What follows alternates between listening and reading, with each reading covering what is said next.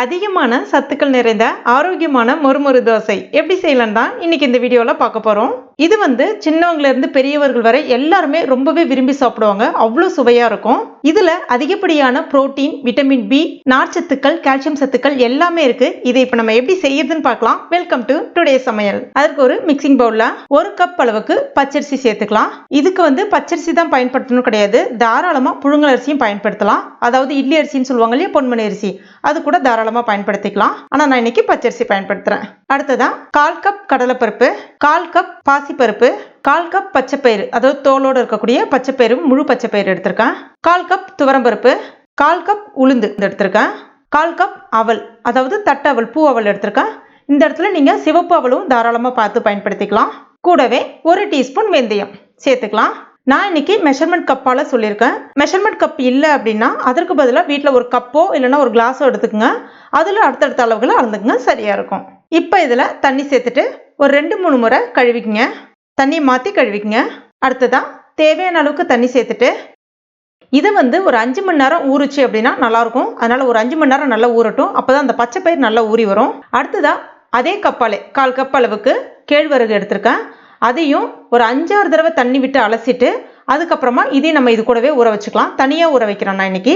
எதுக்கு அப்படின்னா கேழ்வரகுல எப்பவுமே பார்த்தீங்கன்னா அந்த குட்டி குட்டி டஸ்ட் நிறைய இருக்கும்.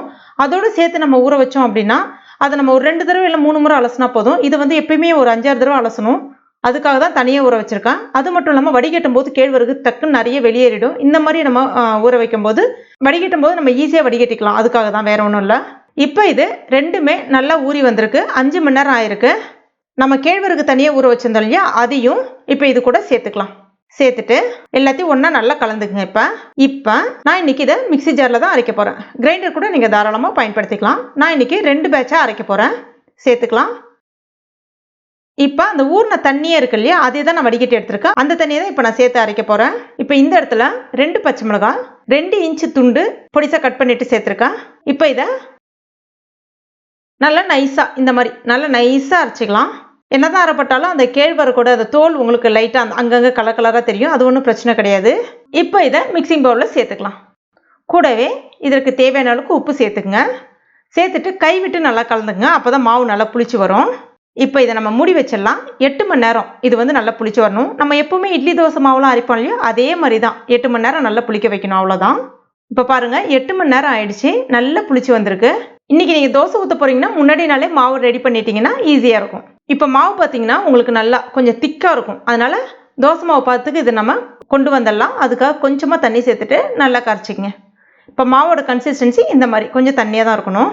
அப்போ தான் தோசை பெரட்டாமல் சூப்பராக வரும். நான் இன்னைக்கு இரும்பு கல்லில் தான் ஊற்ற போகிறேன். லைட்டாக டிஷ்யூ பேப்பரை வச்சு தொடச்சிடுறேன். 1 கரண்டி மாவு போதும். 1லேருந்து 1.25 கரண்டி மாவு இருந்தாலே போதும். நல்ல மெலிசாக அழகாக வரும். நிதானமாகவே அழகாக சுற்றி விடலாம். எவ்வளோ அழகாக வளையமாக வருது பாருங்க. இப்போ மேலே கொஞ்சமாக எண்ணெய் விட்டுடலாம். இது 2 மெத்தடில் செய்யலாம். மூடி வச்சும் நீங்கள் சுடலாம். நான் உங்களுக்கு மூடி வச்சு செஞ்சு காமிக்கிறேன். ஃபஸ்ட்டு மூடி வச்சுட்டு கொஞ்ச நேரம் இருக்கட்டும். இதை நீங்கள் திருப்பி போடணும்னு அவசியமே கிடையாது. உங்களுக்கு நல்லா சாஃப்டாக சூப்பராக வரும். இதே நான் மூடி போடாமல் எப்படி செய்யறதுன்னு உங்களுக்கு காமிக்கிறேன். ஊற்றிடலாம் தோசையை. கொஞ்சமாக எண்ணெய் சேர்த்துக்கலாம். கொஞ்ச நேரம் வேகட்டும். இப்போ பாருங்கள் நல்லா சிவந்து வந்திருக்கு பாருங்கள். நல்லா கிறிஸ்பியாக மொறுன்னு சூப்பராக இருக்கும். அவ்வளோதான். இது ஒரு முறை திருப்பி போட்டுக்கலாம்.